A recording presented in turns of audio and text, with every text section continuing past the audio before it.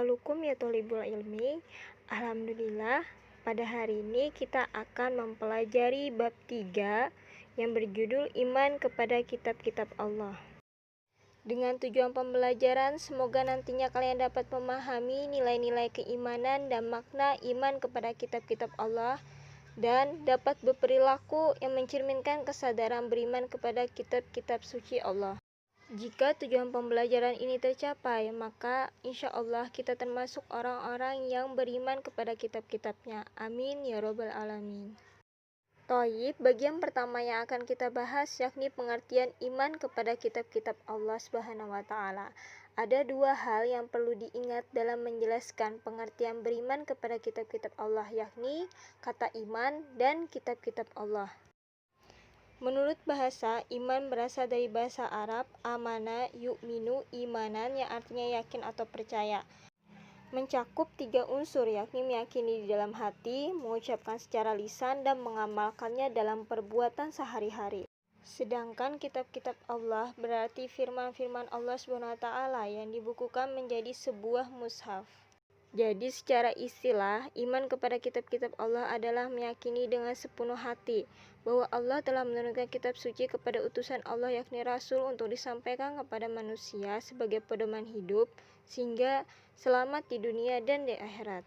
Dan satu hal lagi yang perlu kalian ingat, iman kepada kitab-kitab Allah merupakan rukun iman yang ketiga setelah beriman kepada Allah dan malaikat-malaikatnya. Pembahasan selanjutnya, dalil beriman kepada kitab-kitab Allah. Dalil dapat dibagi menjadi dua, yakni dalil nakli dan dalil akli. Dalil nakli yakni berupa Al-Quran dan hadis, sedangkan dalil akli adalah berupa pemikiran ulama. Dalil nakli yang bersumber dari Al-Quran memuat dalil-dalil yang sangat lengkap tentang perintah beriman kepada kitab-kitab Allah. Dalil-dalil tersebut terbagi menjadi dua sifat. Yang pertama bersifat umum dan yang kedua bersifat khusus. Dalil yang bersifat umum adalah ayat-ayat Al-Quran yang memerintahkan kepada umat Islam untuk beriman kepada kitab-kitab Allah dengan tanpa menyebut jenis kitab tersebut. Sebagaimana di dalam Quran surah Al-Baqarah ayat 213 yang berbunyi, كان الناس أمة واحدة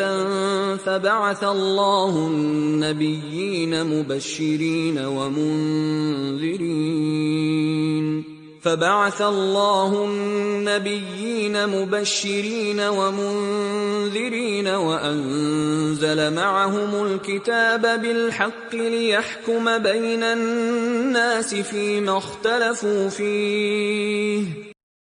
yang artinya manusia itu dahulunya satu umat.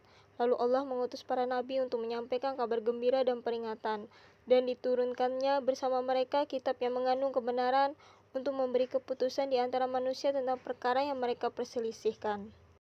Selanjutnya yang kedua, dalil yang bersifat khusus adalah dalil Al-Quran yang memerintahkan untuk beriman kepada kitab Allah dengan telah menyebut jenis kitab suci tersebut seperti pertama, perintah beriman kepada kitab Taurat berdasarkan Quran surah Al-Mu'minun ayat 49 yang berbunyi, A'udzubillahi minasyaitonirrajim. Bismillahirrahmanirrahim. Walaqad ataina Musal kitaba la'allahum yahtadun. Yang artinya dan sesungguhnya telah kami berikan Alkitab Taurat kepada Musa agar mereka Bani Israel mendapat petunjuk.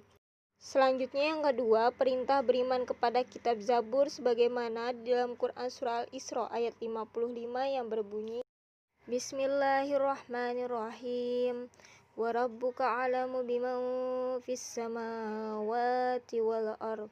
Wa laqad faddalna ba'dan nabiyina 'ala ba'din wa atayna Dawuda zabura.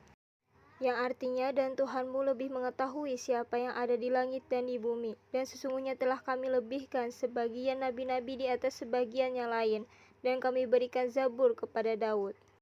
Yang ketiga, perintah beriman kepada kitab Injil di dalam Quran surah Al-Maidah ayat 46 yang berbunyi, Bismillahirrahmanirrahim.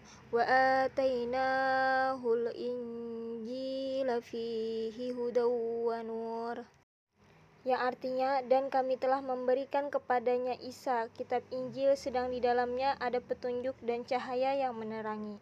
Yang terakhir 4, perintah beriman kepada kitab Al-Quran sebagaimana di dalam Quran Surah Al-Baqarah ayat 185 yang berbunyi, Bismillahirrahmanirrahim. Syahrul Ramadan alladzi unzila fihil Qur'an hudal linnasi wa bayyinatin minal huda wal furqan.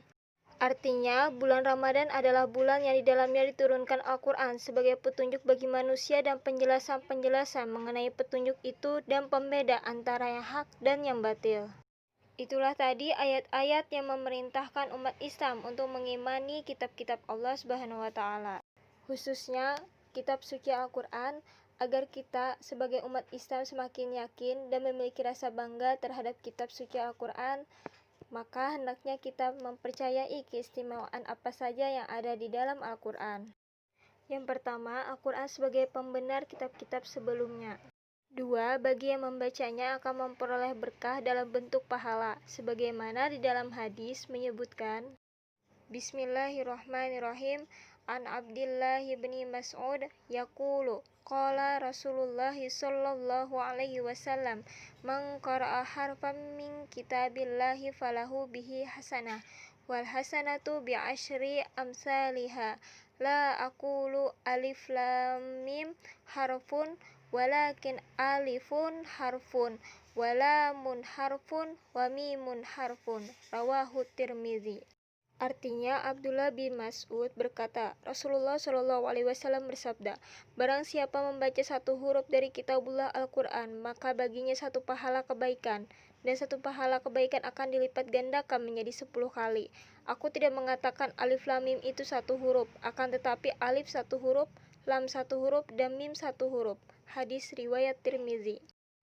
Keistimewaan kitab suci Al-Quran yang ketiga yakni membuat daya tarik bagi orang yang beriman untuk mempelajarinya baik dari segi bacaannya maupun isi kandungannya. Yang keempat, memberikan ketenangan jiwa bagi yang membacanya dan mendengarkannya. 5. Al-Quran pemberi syafaat atau pertolongan di hari kiamat. 6. Terjaga keasliannya dari orang-orang yang jahat. Sampai di sini dulu pembelajaran kita hari ini. Jangan lupa kerjakan tugas berikut dengan baik dan benar. Semoga pembelajaran hari ini mendapat berkah dan manfaat. Kita akhiri Iqra hamdalah. Assalamualaikum warahmatullahi wabarakatuh.